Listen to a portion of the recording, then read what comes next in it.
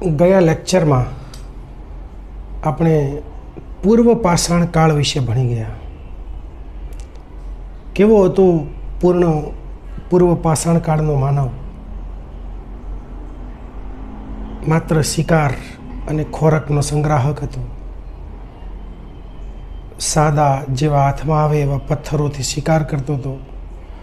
હોમો હેબિલિસથી કરી અને હોમો સેપિયન્સ સુધીની મઝલ આપણે જોઈ. નદી કિનારે એને કેમ વસવાટ કર્યો એ પણ જોયું. અને હવે આપણે વાત કરીએ એનાથી થોડીક આગળ મધ્ય પાષાણ યુગ વિશે. આ એક એવો સમય છે કે જ્યારે પેલિયોલિથિક એજ, પૂર્વ પાષાણ યુગ પૂરી રીતે હજી પૂર્ણ થયો નહોતો અને નૂતન પાષાણ યુગની શરૂઆત નથી થઈ.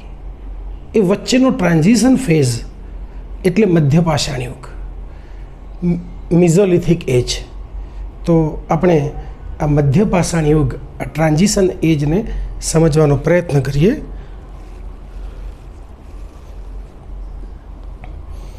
એક આકર્ષક શરૂઆત.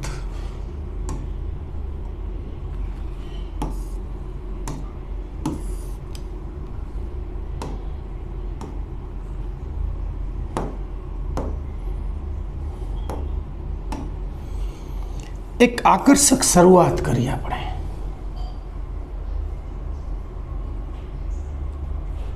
માણસ પ્રકૃતિ સાથે તાદામ્ય સાધતા શીખી ગયો.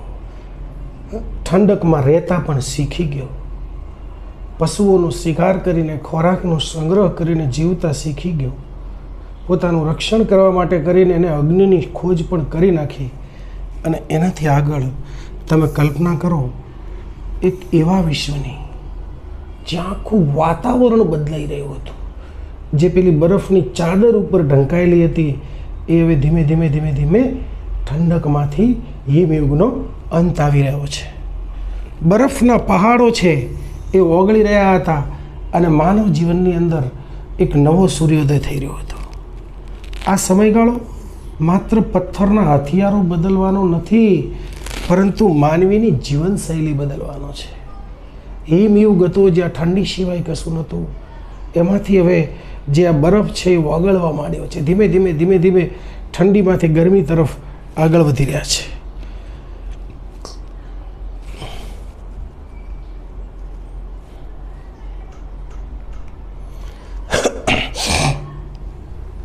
હવે આપણે જઈએ એન્ડ ઓફ ધ આઇસ એજ.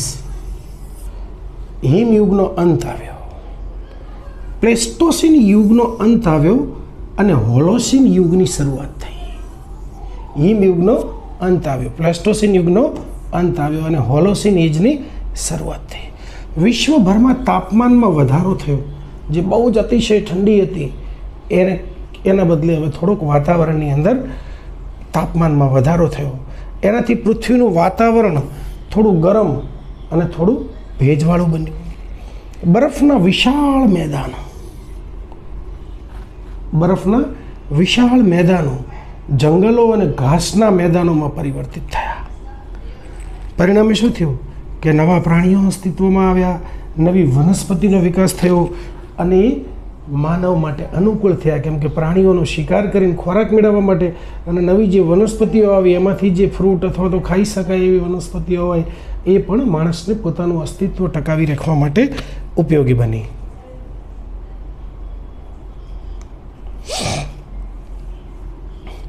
હવે આપણે સમજીએ કે આ મધ્ય પાષાણ કાળ છે આ શું. પૂરા પાષાણ કાળ વિશે આપણે સમજણ મેળવી હતી. હવે આપણે જોઈએ કે મધ્ય પાષાણ કાળ એટલે શું.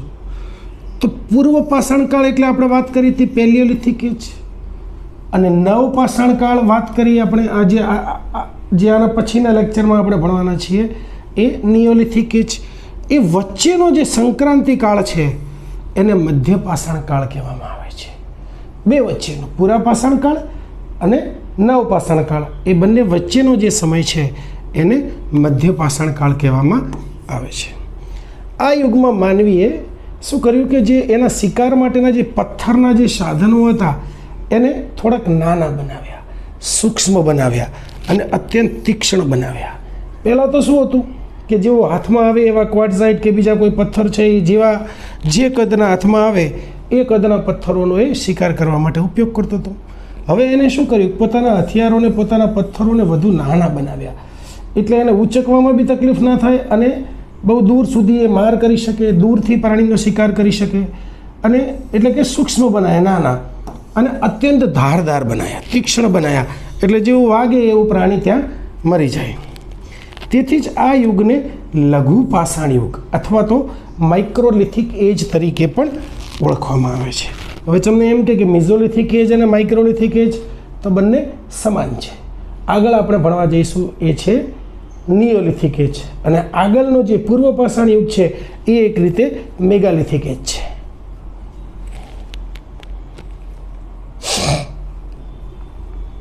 સંક્રાંતિ યુગ, ટ્રાન્ઝિશન પીરિયડ, બ્રિજ. શેના વચ્ચેનો બ્રિજ? તો પૂર્વ પાષાણ કાળ અને નવ પાષાણ કાળ એ વચ્ચેનો બ્રિજ છે મધ્ય પાષાણ કાળ. મધ્ય પાષાણ કાળને સંક્રાંતિ યુગ, ટ્રાન્ઝિશન ફેઝ શા માટે કહેવામાં આવે છે? કેમ કે તે માનવીના શિકારી જીવનમાંથી પશુપાલક અને ખેડૂત બનવાની સફરની શરૂઆત છે. પહેલાં માણસ કેવો હતો? ભટકતું જીવન જીવતો હતો, શિકારી જીવન જીવતો હતો. હવે ધીમે ધીમે એક પશુપાલક અને ખેડૂત બનવાની સફરની શરૂઆત કરે છે. આ કાળમાં માનવીએ પ્રકૃતિ સાથે વધુ સારી રીતે અનુકૂલન સાધ્યું. સ્થાયી વસવાટ માટેના પ્રારંભિક પ્રયાસો આ યુગની દેન છે.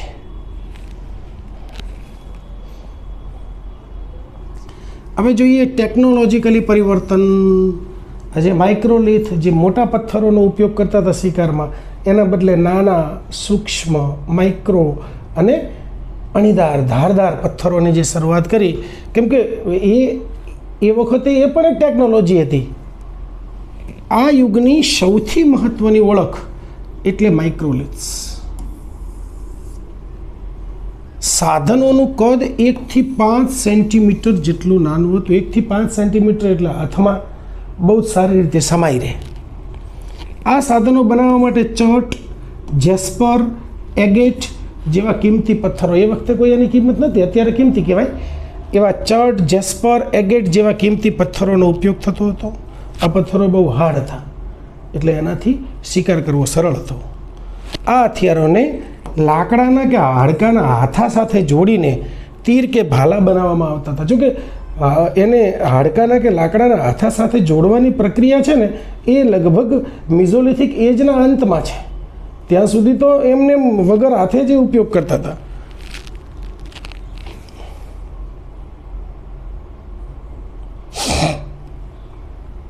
બહુ મહત્વનો મુદ્દો છે. આપણે દરેકે દરેક પોઈન્ટની ઊંડાણમાં ચર્ચા કરીશું. મધ્ય પાષાણ કાળ અને આબોહવામાં આવેલું પરિવર્તન. શરૂઆતમાં જ આપણે જોયું કે જે પેલી પૃથ્વી ઉપરની જે બરફની ચાદર હતી એ હવે ધીમે ધીમે બરફ ઓગળવા માંડ્યો છે. પ્લેસ્ટોસીનમાંથી હોલોસીન એજમાં પ્રવેશ થઈ ચૂક્યો છે. હિમયુગનો અંત આવ્યો છે. તો હોલોસીન યુગની શરૂઆત અને માનવ જીવન પર એની શું અસર થઈ એની આપણે થોડીક ચર્ચા કરીએ.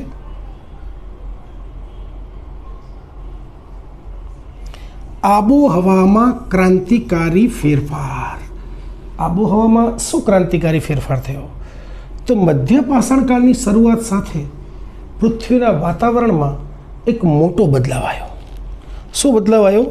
કે હિમયુગનો અંત આવ્યો. આઈસ એજ, જે બહુ ઠંડીવાળો, કડકડતી ઠંડીવાળો જે સમય હતો, એનો અંત આવ્યો અને ગરમ આબોહવા ધરાવતા હોલોસીન યુગની શરૂઆત થઈ. હજી હોલોસીન યુગની શરૂઆત થઈ છે, એવું નથી કે બહુ ગરમી, અત્યાર જેવી ગરમી પડવા માંડી 45 ડિગ્રી. હજી હોલોસીન યુગમાંથી એટલે હવે ઠંડી ઓછી, હજી કોઈ ગરમી નથી પડતી, ઠંડી ઓછી થવા લાગી છે. આ ફેરફારે સમગ્ર જીવસૃષ્ટિ પરનું જે સંતુલન છે એ સંતુલનને બદલી નાખ્યું. હવે આપણે સમજીએ કે વાત કરીએ કે હોલોસીન એજ વારંવાર આપણે કહીએ છીએ, પણ હોલોસીન એજ છે શું? હોલોસીન એજ એટલે નવો સમયગાળો. કેવો? નવો. જૂનો કેવો હતો? એકદમ ઠંડો હતો. આ કેવો છે? નવો સમયગાળો. આ યુગ આશરે કેટલો ચાલ્યો? 10,000 વર્ષ પૂર્વે શરૂ થયો હતો. ક્યારે? 10,000 વર્ષ પૂર્વે, એટલે લગભગ આમ કહેવા જઈએ તો મધ્ય પાષાણ કાળ બી ખાસો બધો પસાર થઈ ગયો હતો.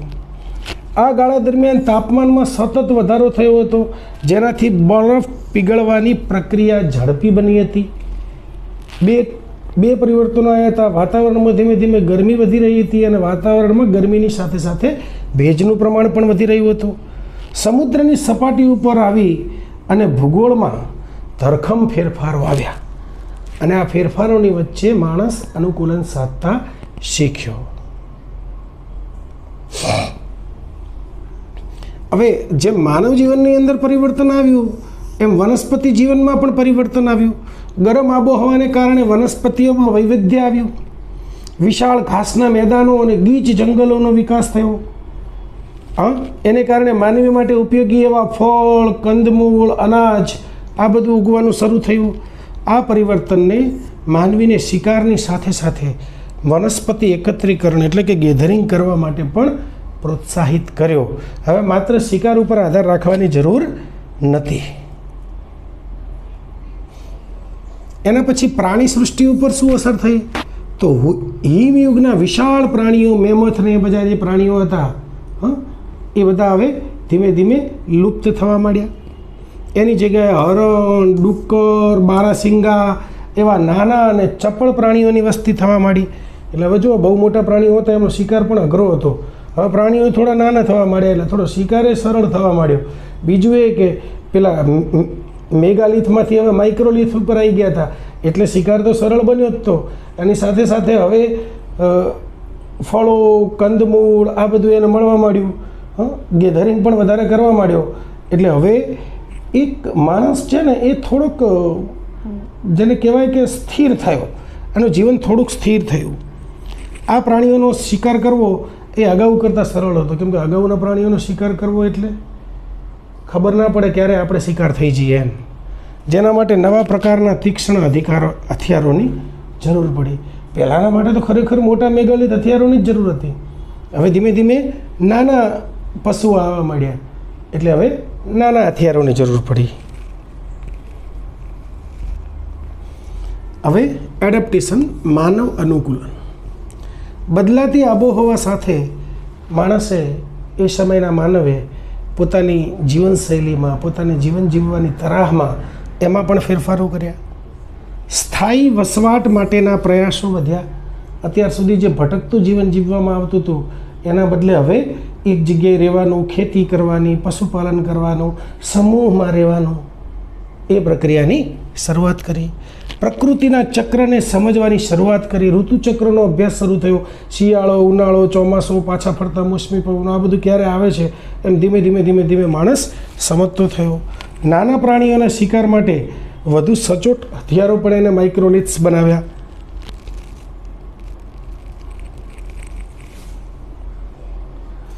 હવે તમને એમ થાય કે આ તબક્કો શા માટે મહત્ત્વનો છે? તો આ આબોહવા પરિવર્તન થયું ને એને માનવ ઇતિહાસને એક નવી દિશા આપી. એના શિકારીમાંથી છે ને ખોરાકનું ઉત્પાદન, કૃષિ યુગ, તો સ્થાયી જીવન કહીએ તો બી ચાલે, બનવા સુધીના માર્ગના દરવાજા ખોલી દીધા. જો વાતાવરણ બદલાયું ના હોત તો કદાચ માનવ સંસ્કૃતિનો વિકાસ આટલો ઝડપથી ના થયો હોત. વાતાવરણ બદલાયું, એને કારણે નવી નવી વનસ્પતિઓનું સર્જન થયું, મોટા પ્રાણીઓમાંથી નાના પ્રાણીઓનું સર્જન થયું અને ધીમે ધીમે ધીમે ધીમે માણસના સ્થાયી જીવન માટેના દરવાજા ખુલી ગયા. હવે આપણે જોઈએ માઇક્રોલિથ. માઇક્રોલિથ શું છે? તો માઇક્રોલિથ્સ એટલે સૂક્ષ્મ પથ્થરના હથિયારો. મોટા પથ્થરના નહીં, નાના નાના પથ્થરના હથિયારો. કદ. આ હથિયારો કેવા હતા? અત્યંત નાના હતા. આશરે 1 થી 8 સેન્ટીમીટર લંબાઈના, એટલે હાથમાં બહુ સરળતાથી રહે. ચોકસાઈ. તે પહેલાંના ભારે હથિયારો કરતાં વધુ તીક્ષ્ણ અને હળવા હતા. બહુ દૂર સુધી એને માર કરી શકાય. ક્રાંતિ શું આવી કે આ નાના હથિયારોએ માનવીને દૂરથી શિકાર કરવાની શક્તિ આપી. નજીક જાય તો પોતાનો શિકાર થઈ જવાની પણ શક્યતા વધારે રહે અને દૂરથી શિકાર કરવાનો હોય એટલે થોડુંક સલામત હતું. હવે આપણે જોઈએ હથિયારો બનાવવા માટેની સામગ્રી. તો એગેટ અને ચટ નામના જે પથ્થરો છે, આ પથ્થરોમાંથી અત્યંત સખત અને તીક્ષ્ણ ધાર આપી શકે તેવા હતા અને એમાંથી પણ આ માઇક્રોલિથ બનતા હતા. એના પછી જેસ્પર અને ફ્લિન્ટ, એનો ઉપયોગ તીરની અણી અને નાના બ્લેડ બનાવવા માટે થતો હતો. એના પછી કાલ્સેડોની, એ ચળકતા અને ટકાઉ હથિયારો માટે આ સામગ્રી લોકપ્રિય હતી. પથ્થરોને ટીપીને, એને મારીને ટીપીને પ્રેશર આપીને અત્યંત ઝીણવટપૂર્વક આકાર આપવામાં આવતો હતો. હવે હું તમે કોઈ જોવા તો ગયા નથી કેવી રીતે ટીપીને આકાર આપતા હતા, પણ જે પથ્થરના જે અવશેષો મળી આવ્યા છે એને આધારે એવું માની શકાય કે આ રીતે તેઓ પથ્થરો બનાવતા હશે. હવે હથિયારોમાં ટેકનોલોજીકલ ક્રાંતિ. કેવી ટેકનોલોજીકલ ક્રાંતિ? સંયુક્ત હથિયારો, કમ્પોઝિટ ટૂલ્સ. નાના પથ્થરોને શું કરે, હાડકાં કે લાકડાના હાથામાં બેસાડી અને મોટા હથિયારો બનાવ્યા. માની લો કે એક પેલું કુહાડી જેવું હોય ને એની અંદર હાથો નાખી દે તો મોટું હથિયાર થઈ જાય ને. હથિયાર આમ નાની જ હતું, પણ એમાં હાથો નાખી દીધો એટલે હથિયાર મોટું થઈ ગયું. એના પછી સીવવાની સોય, જે હાડકામાંથી બનાવતા. માછલી પકડવાની ગલ. પથ્થરોના નાના ટુકડાઓમાંથી કલાત્મક સાધનોની ધીમે ધીમે શરૂઆત થઈ.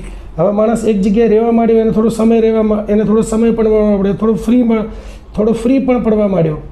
એટલે હવે એ પોતાના સમયનો આ રીતે વિચાર કરવા અને કંઈક નવું બનાવવામાં એનો ઉપયોગ કરવા માંડ્યો. તીરકામઠું પણ આ સમયમાં અસ્તિત્વમાં આવ્યું. ધનુષ અને બાણનો આવિષ્કાર આ યુગની સૌથી મોટી ભેટ છે. ઝડપ. હવે શિકારીને પ્રાણીને નજીક જવાની જરૂર નથી. બહુ દૂરથી એની પાસે તો તીરકામઠા પણ આવી ગયા હતા, પથ્થર પણ એવા આવી ગયા હતા. એટલે એ દૂર ઊભો હોય, કેમ કે પ્રાણી તો સામેથી પથ્થર ફેંકી નથી શકતો, માણસ જ ફેંકશે. એટલે દૂરથી એ હવે શિકાર કરી શકતો તો એની ઝડપ પણ વધી. હવે ભૌમિતિક આકારોની વિવિધતા. અલગ અલગ પ્રકારના ભૌમિતિક આકારો હતા. વિવિધ આકારો વિશે આપણે જોઈએ તો ત્રિકોણ, ટ્રાયંગલ, તીરની અણી જે આ પ્રકારની હોય ને એ ત્રિકોણ પ્રકારની અણી એટલે ટ્રાયંગલ આકાર. પછી લ્યુનેટ, ચંદ્ર જેવા અર્ધગોળાકાર ભાગો આમ, બરાબર, પેલું જે પ્રાણીઓનો જે એને શિકાર કર્યો હોય એને કાપવા માટે ઉપયોગ થાય. એના પછી ટ્રેપેજ, ચોરસ જેવા આકારો જે હારમાળામાં ગોઠવી શકાતા. આ આકારો હથિયારોને વધુ ઘાતક બનાવતા હતા.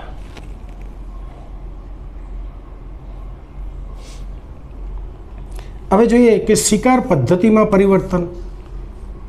પહેલાં જે શિકાર કરતો હતો કે બહુ મોટા પથ્થર લઈ જાય, અમુક વખત એવું કરવામાં આવતું હતું કે એક જગ્યાએ માણસ ઉપર મોટા પેલા પહાડ ઉપર બેઠો હોય અને એ રાહ જોઈને બેઠો હોય, એક પથ્થર મોટો પથ્થર ત્યાં આગળ રાખ્યો હોય કે હવે નીચે કોઈ પ્રાણી આવે તો જેવો પથ્થર નાખી દે તે પ્રાણી ઉપર પડે ને પ્રાણી મરી જાય ને એ એનો ઉપયોગ કરી શકે.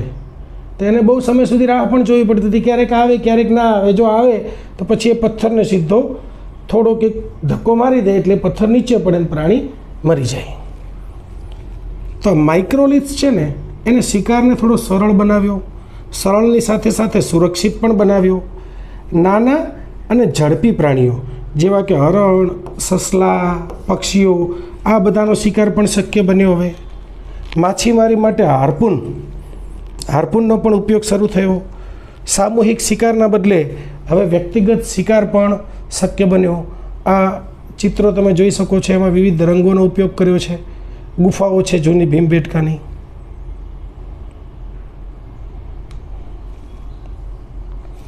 હવે સ્થાયી જીવનની શરૂઆત અને સાથે સાથે પશુપાલન.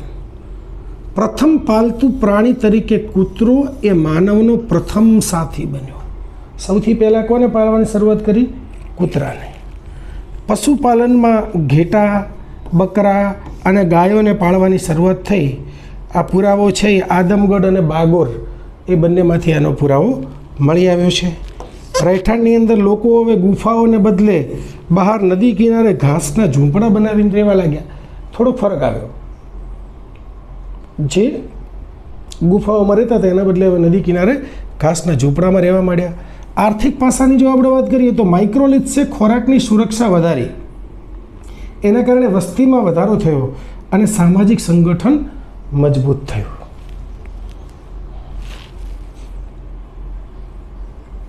હવે આપણે જોઈએ કે ભારતમાં મુખ્ય સ્થળો. ભારતમાં કયા કયા મુખ્ય સ્થળો છે એના? તો પહેલું બાગોર. બાગોર ક્યાં આવેલું છે? રાજસ્થાનમાં. મુખ્ય શોધ શું છે? તો પશુપાલનના સૌથી જૂના પુરાવા આપણને રાજસ્થાનના બાગોરમાંથી મળ્યા છે. એના પછી ભીમબેટકા, એ મધ્યપ્રદેશમાં આવેલું છે. અદ્ભુત શૈલ ચિત્રો, રોક પેઇન્ટિંગ્સ માટે જાણીતું છે. હમણાં આપણે જોઈ હતી ગુફાઓ. એના પછી આદમગઢ. આદમગઢ ક્યાં આવેલું છે? મધ્યપ્રદેશમાં આવેલું છે. માઇક્રોલિથ્સ અને પ્રાણીઓના હાડકાં, હા, એના માટે. એના પછી લાંઘણજ. લાંઘણજ આવેલું છે ગુજરાતની અંદર. માનવ કંકાલ અને પથ્થરના હથિયારો જે છે એના પુરાવા આપણને લાંઘણજમાંથી મળ્યા છે.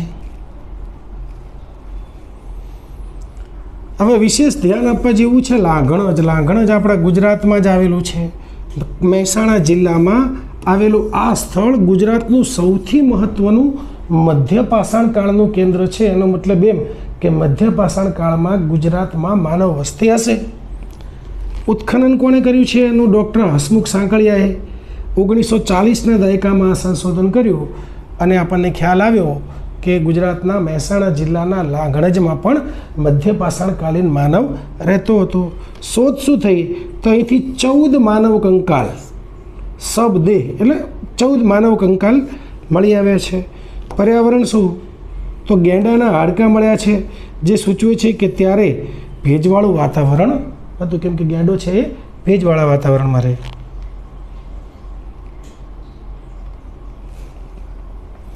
હવે કલા અને માન્યતાઓ.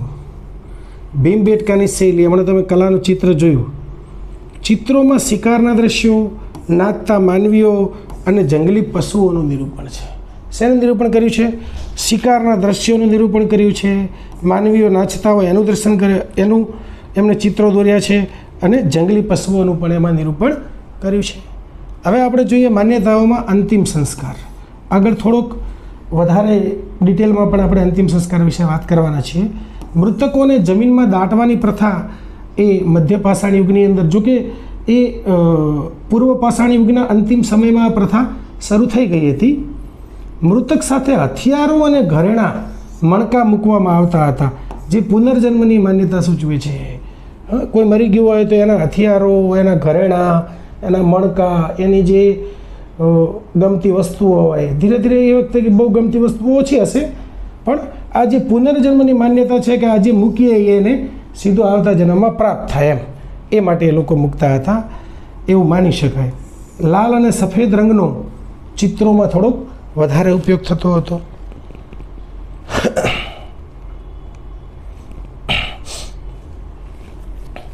હવે હથિયારોની ક્રાંતિનો આપણે સારાંશ જોઈ લઈએ.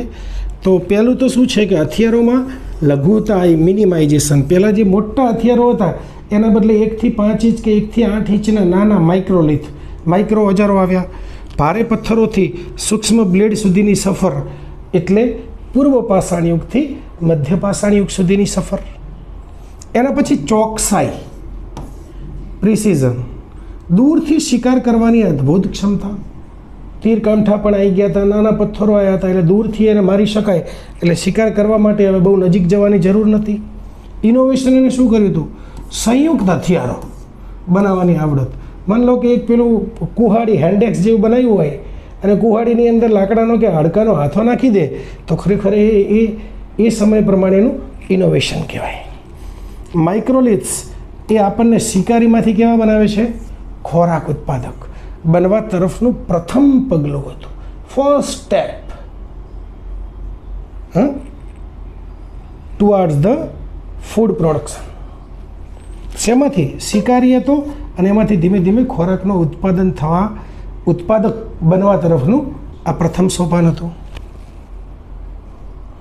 આજે આપણે જે આકારો લીધા એ આજે લીધો ને ફ્લિન્ટ પોઈન્ટ, એ આ ભાલામાં એમાં જે ત્રિકોણ જેવો, અને આપણે વાત કરી હતી ભીમબેટકાની ગુફાઓની. આગળ આપણે જઈએ. મધ્ય પાષાણકાળ આપણે બદલાતી બદલાતું વાતાવરણ, બદલાતી આબોહવા જોઈને એમાં મધ્યપાષાણ કાળના માનવે કેવી રીતે અનુકૂલન સાધ્યું. એના પછી આપણે વાત કરીએ કે માણસ કેવા જે મોટા મોટા હથિયારો વાપરતો હતો પથ્થરના, એના બદલે નાના હથિયારોમાં આવ્યો, હથિયારોમાં ક્રાંતિ આવી. એના પછી આપણે વાત કરીએ કે એના આર્થિક જીવન અને બદલાતી જીવનશૈલી, એના આર્થિક જીવનમાં કેવું પરિવર્તન, જીવનશૈલી કેવી રીતે બદલાઈ. એક માનવ જીવનનો એક બહુ મહત્ત્વનો સંક્રમણ કાળ છે. હવે આર્થિક જીવન, શિકાર અને સંગ્રહ. હવે માત્ર શિકાર કરવાનો નહીં, ખોરાકનો સંગ્રહ કરતો પણ થઈ ગયો હતો. શિકારની પદ્ધતિ, મોટા પ્રાણીઓને બદલે કેવા પ્રાણીઓ થઈ ગયા? નાના પ્રાણીઓ અસ્તો પેલા મહેમતની જગ્યાએ હરણ અને ડુક્કર કે બારાસિંગા જેવા આવી ગયા. પક્ષીઓ અને માછલીઓ, આના ઉપર નિર્ભરતા વધી. હવે બહુ મોટા પ્રાણીઓને મારવાની જરૂર નથી. બીજું કે વનસ્પતિનો સંગ્રહ, કંદમૂળ, ફળ, બીજ એકત્રિત કરવાનું, આ બધું આર્થિક જીવનનો મુખ્ય ભાગ બની ગયું. ઋતુ અનુસાર સ્થળાંતર, પ્રાણીઓના ટોળા અને ઉપલબ્ધ ખોરાકની પાછળ માનવી સતત ફરતો રહેતો. ઋતુ અનુસાર જ્યાં પ્રાણીઓ વધારે મળે, જ્યાં એને ફળો, કંદમૂળ આવું બધું જ્યાં વધારે મળે એવી જગ્યાએ ઋતુ પ્રમાણે માઇગ્રેશન કરતો રહ્યો. એના પછી મત્સ્યોદ્યોગ, માછલીઓનો ઉદ્યોગ અને જીવન નિર્વાહ. નદી કિનારે અને દરિયાકાંઠે વસવાટ વધ્યો. જોકે દરિયાકાંઠે કરતાં ખાસ કરીને નદી કિનારે એનો વસવાટ વધ્યો. માછલી પકડવા માટે હાડકાં અને પથ્થરના હૂક પણ એ સમયમાં બનવાના ચાલુ થઈ ગયા હતા. ભલે પ્રારંભિક સમય હશે, પ્રારંભિક પ્રકારના હશે, પણ એનો ઉપયોગ થવા માંડ્યો. માછલી પકડવા માટે ઝાડનો પણ ઉપયોગ થવા લાગ્યો. જળચર ખોરાક એ પોષણનો મુખ્ય અને વિશ્વસનીય સ્ત્રોત બન્યો. એના પછી પ્રાણીઓનું પાલતુકરણ. પાલતુ પ્રાણીઓ આપણે વાત કરી હતી, કૂતરાથી એણે શરૂઆત કરી હતી. કૂતરાને સૌથી પહેલાં પાળવામાં આવ્યો. એક તો શિકાર માટે અને બીજું સુરક્ષા માટે ખરો. એના પછી ગાય, ભેંસ, ઘેટા, બકરા જેવા પ્રાણીઓને પાળવાની શરૂઆત થઈ, મોટા ભાગે દૂધ આપવાવાળા. આ પ્રાણીઓ ખોરાક એટલે કે દૂધ, માંસ અને ગરમ કપડાં એટલે કે ઊન મેળવવા માટે પણ મદદરૂપ થયા. હવે આપણે જોઈએ વસવાટ અને જીવનશૈલી. ગુફાઓ અને ખડક આશ્રયો એટલે કે રોક શેલ્ટર્સ, ગુફાઓ ઉપરાંત કામચલાઉ ઝૂંપડા બનાવવાની શરૂઆતથી. પહેલાં એ માત્ર ગુફાઓમાં જ રહેતો હતો, પણ હવે નદી કિનારે ઝૂંપડાઓ બનાવવાની પણ શરૂઆત થઈ ગઈ. લાકડા, વાંસ અને પશુ ચામડાનો ઉપયોગ કરીને રહેઠાણ એ વખતે બનાવવામાં આવતા. વસાહતો જે છે એ પાણીના સ્ત્રોતોની નજીક સ્થાપિત થઈ હતી, કેમ કે પાણી મળી રહે એટલે પાણી મળી રહે, ત્યાંને ત્યાં ખોરાક મળી રહે, ત્યાંને ત્યાં રહેઠાણ મળી રહે. એટલે માણસની જે પ્રાઇમરી જરૂરિયાતો છે એ નદી કિનારે એને સંતોષાવા લાગી. એટલે અહીંથી જ સ્થાયી જીવન જે છે એમાં પણ એને પગરણ માંડ્યા. ગુજરાતનું મહત્ત્વ કેવી રીતે? તો લાગણજ આપણે વાત કરી અગાઉ કે મહેસાણા જિલ્લાના લાગણજમાંથી જે આપણને અવશેષો મળી આવ્યા, ગુજરાતનું લાગણજ મહેસાણા જિલ્લામાં, એમાં મધ્યપાષાણ કાળના અસ્થિ અવશેષો આપણને કંકાલ મળી આવ્યા. અહીંથી મોટી સંખ્યામાં માઇક્રોલિથ્સ પણ મળ્યા છે. પથ્થરના જે નાના ઓજારો છે, પ્રાણીઓના અવશેષો પણ આપણને મળી આવ્યા છે, ગેંડાના અવશેષો મળ્યા છે. આ સ્થળ મધ્યપાષાણ કાળના માનવીની વસવાટ પદ્ધતિ સમજવામાં મદદરૂપ થાય છે. એના પછી કલા અને સંસ્કૃતિ. રોક આર્ટ. ભીમબેટકાની ગુફાઓ ઉપર આપણને રોક આર્ટ જોવા મળે છે. ભીમબેટકા મધ્યપ્રદેશમાં આવેલી છે. જેવી ગુફાઓમાં ચિત્રો દોરવામાં આવ્યા હતા, અલગ અલગ રંગોથી અલગ અલગ ભાવો દર્શાવવામાં આવ્યા હતા. માણસ જે છે એ પોતે આમ ખુશીમાં આવીને નાચતો થઈ ગયો હોય કે પ્રાણીઓનો શિકાર કરતો હોય એવા દ્રશ્યો કે એના ઉપર દોરવામાં આવતા. ચિત્રોમાં શિકાર, નૃત્ય, લગ્ન અને પશુઓના દ્રશ્યો જોવા મળે છે. લાલ, સફેદ અને કાળા રંગોનો ઉપયોગ કરીને ચિત્રોમાં એને અદ્ભુત અભિવ્યક્તિ વ્યક્ત કરી છે. હવે આપણે જોઈએ કે સામાજિક જીવન અને રહેઠાણ પદ્ધતિઓ. આપણે માનવ જીવનના દરેક પાસાઓનો આમાં અભ્યાસ કરીશું. તો મધ્યપાષાણ કાળની અંદર માનવ જીવન કેવું હતું, માણસનું સામાજિક જીવન કેવું હતું, અને રહેઠાણની પદ્ધતિઓ. જો કે આપણે એક સારી એવી વાત આના વિશે કરી ચૂક્યા છીએ, પણ એક થોડું તમારું રિવિઝન પણ થઈ જશે. સામાજિક માળખું, નાના સમૂહો. તો મધ્યપાષાણ કાળના માનવી જે છે એ નાના જૂથો અથવા કુળોમાં રહેતો હતો. ક્યાં રહેતા હતા? નાના જૂથોમાં. 20, 25, 30 લોકોનું જૂથ હોય. મોટે ભાગે એક પરિવારના અથવા તો એકબીજા સાથે સંબંધીઓ હોય એવા લોકો એક સાથે રહેતા હતા. સામાન્ય રીતે સમૂહમાં 20 થી 50 વ્યક્તિઓની સંખ્યા જોવા મળતી હતી. એટલે હવે અહીંયા આગળથી આપણે જોવા જઈએ કે ધીમે ધીમે સંખ્યા વધે એટલે કબીલાઈ સિસ્ટમ પણ આમાંથી શરૂઆત થશે. સામુદાયિક સહકાર અને શિકારમાં ભાગીદારી એ જીવનનો મુખ્ય આધાર હતો. વડીલોનું માર્ગદર્શન અને નિર્ણય લેવાની સત્તા સામાજિક વ્યવસ્થા જાળવતી હતી. હવે રહેઠાણની પદ્ધતિઓ જોઈએ તો માનવીએ મુખ્યત્વે કુદરતી ગુફાઓ અને ખડક આશ્રયો રોક શેલ્ટર્સનો ઉપયોગ કર્યો. ખુલ્લા મેદાનોમાં લાકડા, વાંસ અને પશુ ચામડાની મદદથી કામચલાઉ ઝૂંપડા બનાવવાની શરૂઆત કરી હતી નદી કિનારે. વસવાટો માટે મોટે ભાગે પાણીનો સ્ત્રોત એટલે કે નદી હોય કે તળાવ હોય એની નજીક રહેતા હતા કે જેમ કે એમની જે પ્રાઇમરી જરૂરિયાતો છે સંતોષાઈ જાય. હવે અર્ધસ્થાયી જીવનશૈલી હજી સુધી સ્થાયી નહોતું. આપણે વાત કરી કે એ ઋતુ પ્રમાણે માઇગ્રેશન પણ કરતો હતો. જ્યાં એને સરળતાપૂર્વક એની જીવન જરૂરિયાતની ચીજ વસ્તુઓ મળે એ પ્રમાણે એ ઋતુ પ્રમાણે માઇગ્રેશન કરતો હતો. પણ અર્ધસ્થાયી જીવનની શરૂઆત થઈ ગઈ હતી. હજી પૂરેપૂરો સ્થાયી નહોતો પણ અર્ધસ્થાયી તો થઈ જ ગયો હતો. કેમ કે એક ઠેકાણે એક ઋતુ સુધી તો કમસે કમ રહેવા લાગ્યો. શિકારીઓ હોવા છતાં માનવીએ અમુક અનુકૂળ વિસ્તારમાં લાંબો સમય રહેવાનું શરૂ કર્યું. ઋતુ અનુસાર ખોરાકની શોધમાં સતત ભટકવાનું જે છે ભટકતા જીવનનો અંત આવ્યો. પર્યાવરણીય ફેરફારોને કારણે પ્રકૃતિ પરની નિર્ભરતા વધી અને વસવાટ કેવો બન્યો? સ્થિર બન્યો. ધીમે ધીમે આ જે અર્ધ સ્થિર છે એમાંથી નિયોલિખિત એજમાં એ ખેતીની શોધ વ્યવસ્થિત રીતે થઈ જાય છે એટલે સ્થાયી જીવનની શરૂઆત થાય છે.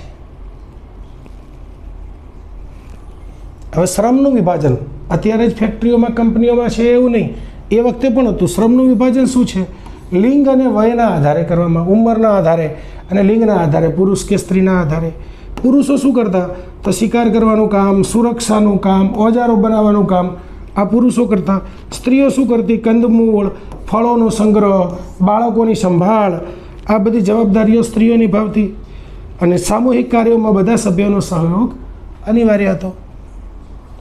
એના પછી સામુદાયિક મૂલ્યો અને વહેંચણી. તો સંસાધનોની વહેંચણી, જે બી રિસોર્સિસ હોય એની વહેંચણી એ સામાજિક એકતાનું મુખ્ય લક્ષણ હતું. શિકારમાં મળેલો ખોરાક આખા સમૂહમાં સમાન રીતે વેચવામાં આવતો. વૃદ્ધો અને બીમાર સભ્યોની સંભાળ રાખવી એ નૈતિક જવાબદારીનો ભાગ બન્યો હતો કે વૃદ્ધો કે બીમાર હોય તો એમને શિકારમાં સાથે ના લઈ જવાના હોય. એમના માટે વ્યવસ્થા આપણે કરવાની હોય એમ. બરાબર ને? યુવાન હોય. હવે પર્યાવરણ સાથે અનુકૂલન. પ્રકૃતિના ફેરફાર મુજબ સામાજિક જીવનમાં એણે ફેરફારો કર્યા. ઋતુચક્ર અને પશુઓના સ્થળાંતરને સમજવાની ક્ષમતા કેળવી. કુદરતી સંસાધનોનો ઉપયોગ અને જાળવણીના પ્રારંભિક પાઠ શીખ્યા. હવે થોડુંક ઝડપી લઈએ કેમ કે મોટાભાગે એક થોડું ઘણું રિવિઝન જેવું આવશે. તારણ આપણે એમાંથી એ નીકળે છે કે આ એક નવો યુગ હતો. મધ્યપાષાણ કાળ એ માનવ સંસ્કૃતિના સામાજિક ઘડતરનો નિર્ણાયક સમય હતો. આ કાળમાં જ માનવીને એકલતામાંથી સામુદાયિક જીવન અને સ્થાયી રહેઠાણ તરફ દોરી જનારનો માર્ગ થયો. હજી સ્થાયી રહેઠાણ શરૂ નથી કર્યું પણ અહીંયાથી સ્થાયી રહેઠાણની શરૂઆત થઈ ગઈ છે. પૂરેપૂરું સ્થાયી થયું નથી પણ સ્થાયી રહેવાના પ્રભુતામાં પગલાં માંડી નાખ્યા છે. હવે મધ્યપાષાણ કાળ, કળા અને અંતિમ સંસ્કારની પરંપરા. આપણે વાત કરી હતી ને અંતિમ સંસ્કારની એ વખતે, ત્યારે મેં કીધું હતું કે આપણે થોડુંક ડિટેલમાં પણ લઈશું. એ વખતની કલા કેવી હતી? તો માન લો હથિયાર બનાવવાની છે એ પણ એક કલા હતી. તો કળા અને એ એક પ્રકારની સાંસ્કૃતિક અભિવ્યક્તિ છે. મધ્યપાષાણ કાળનો માનવી કલાત્મક રીતે પણ અભિગમ ધરાવતો હતો. રોક આર્ટ, પથ્થર ઉપરની કલા અથવા ગુફા ચિત્રો આ કાળની સૌથી મોટી કલા કહેવાય છે. કળા એ માત્ર મનોરંજન નહોતું પણ જૂથની ઓળખ અને પરંપરા જાળવવાનું માધ્યમ પણ હતું. એના પછી ચિત્રોના વિષયો. કેવા વિષયો ઉપર ચિત્રો બનતા હતા? તો ચિત્રોમાં તો ખાસ તો શિકારના દ્રશ્યો, પછી સામાજિક ઉત્સવો, નૃત્ય કરતા લોકો, બરાબર, સામૂહિક પ્રવૃત્તિઓ, આ બધા પણ ચિત્રો મળે છે. પશુઓ, એમાં ખાસ કરીને હરણ, જંગલી ભૂંડ, બળદ, એના ચિત્રો જે છે એ ખૂબ જ સજીવ અને ગતિશીલ જોવા મળે છે. એનાથી આગળ રંગો અને ટેકનિક, કેવા પ્રકારના રંગો અને તકનિકનો ઉપયોગ કરતા હતા. તો પ્રાકૃતિક રંગોનો ઉપયોગ થતો હતો. એ વખતે હજી કેમિકલ અસ્તિત્વમાં આવ્યું નહોતું. લાલ, સફેદ, કાળો, પીળો, આવા બધા પ્રાકૃતિક રંગોનો ઉપયોગ થતો હતો. ખનિજો અને વનસ્પતિઓના રસમાંથી કુદરતી રંગો બનાવવામાં આવતા હતા. ચિત્રોમાં રેખીય એટલે કે લિનિયર, રેખીય પદ્ધતિ અને ભૌમિતિક આકારોનો સમન્વય જોવા મળે છે. ખાસ કરીને ત્રિકોણ, ચોરસ એવા જે સામાન્ય ભૌમિતિક આકારો છે એ પણ એમાં નજરે પડે છે. એના પછી વ્યક્તિગત શણગાર.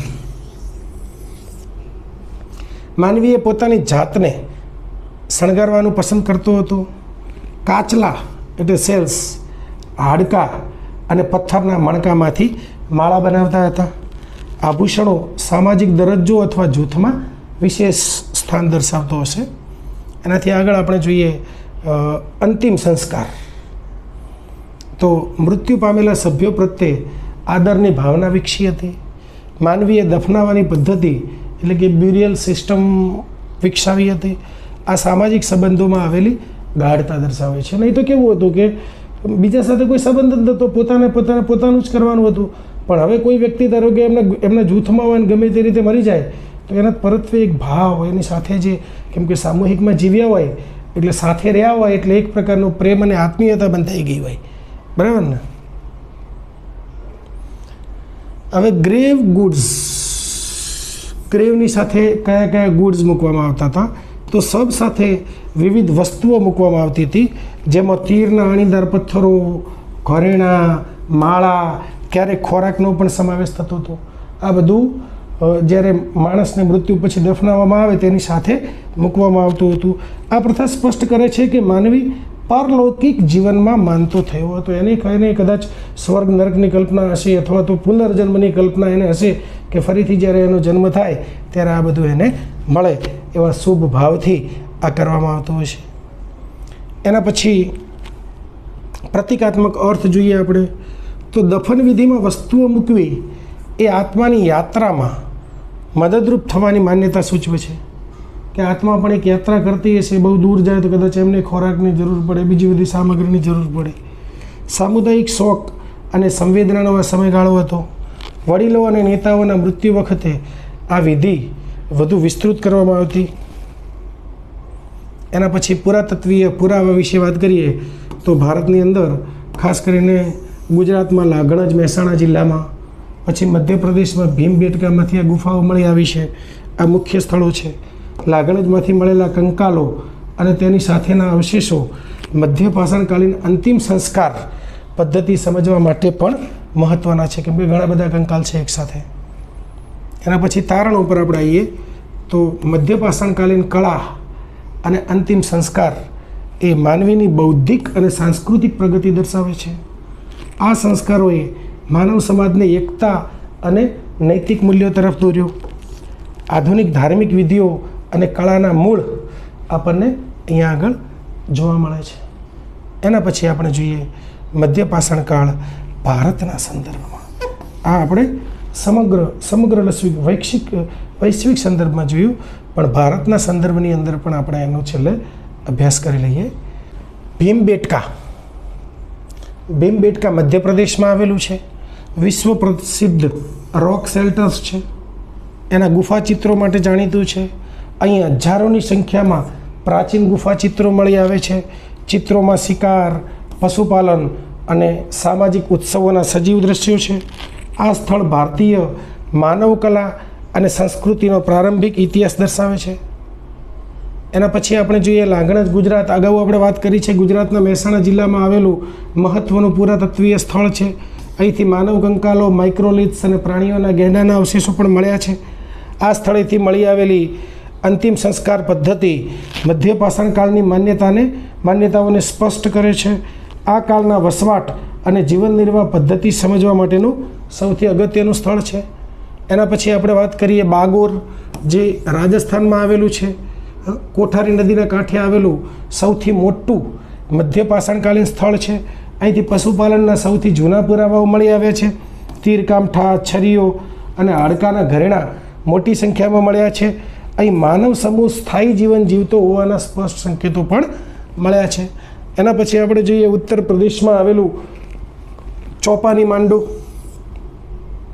બેલન નદીની ખીણમાં આવેલું આ ખૂબ જ અગત્યનું સ્થળ છે. અહીંથી પાત્ર સંસ્કૃતિ એટલે કે પોટરીના પ્રાથમિક પુરાવા મળે છે. પોટરી આ સ્થળ શિકારી જીવનમાંથી ખેતી તરફ જતા માનવની પ્રગતિ સૂચવે છે. અહીં માઇક્રોલિથ્સ અને માટીના વાસણો બંને એક સાથે જોવા મળે છે. માઇક્રોલિથ્સ અને માટીના વાસણો બંને સાથે જોવા મળ્યા છે. એના પછી આપણે મધ્યપ્રદેશનું એક બીજું આદમગઢ જોઈએ. નર્મદા નદીની ખીણમાં સ્થિત આ એક અત્યંત જૂનું સ્થળ છે. અહીંથી મોટી સંખ્યામાં પાષાણના ઓજારો, પથ્થરના ઓજારો અને પ્રાણીઓના અવશેષો આપણને મળ્યા છે. સ્થાનિક લોકોનું જીવન શિકાર અને સંગ્રહખોરી પર નિર્ભર હોવાનું સાબિત થયું છે. ભીમબેટકાની નજીક હોવાથી આ વિસ્તાર સાંસ્કૃતિક રીતે ખૂબ જ સમૃદ્ધ હતો. હવે આપણે એની સાંસ્કૃતિક વિશેષતાઓ જોઈએ તો સંયુક્ત સાધનો પથ્થર અને લાકડામાંથી, જે આપણે કુહાડીની વાત કરી છે વારંવાર, તીર અને ભાલા પણ બનાવવાની કળા વિકસી હતી. કલામાં ગુફાઓમાં લાલ, સફેદ અને કાળા રંગનો ઉપયોગ કરીને ચિત્રો બનાવવામાં આવતા હતા. એ આપણે ભીમબેટકામાં જોયું. શ્રમનું વિભાજન, લિંગ અને વય આધારિત કામની વહેંચણી કરવામાં આવતી હતી. માનવીય મૂલ્યોમાં દફન વિધિ દ્વારા મૃતકો પ્રત્યે આદરની ભાવના વ્યક્ત કરવામાં આવતી હતી. મધ્ય પાષાણકાલીન સ્થળો છે એ ભારતમાં માનવ સંસ્કૃતિના વિકાસની ગાથા વ્યક્ત કરે છે. આ સ્થળોએ માનવીને ભટકતા જીવનમાંથી સ્થાયી સામુદાયિક જીવન તરફ દોરી જવાનો માર્ગ તૈયાર કર્યો. આધુનિક ભારતીય ઇતિહાસના મૂળિયા આ સ્થળોમાં રહેલા છે.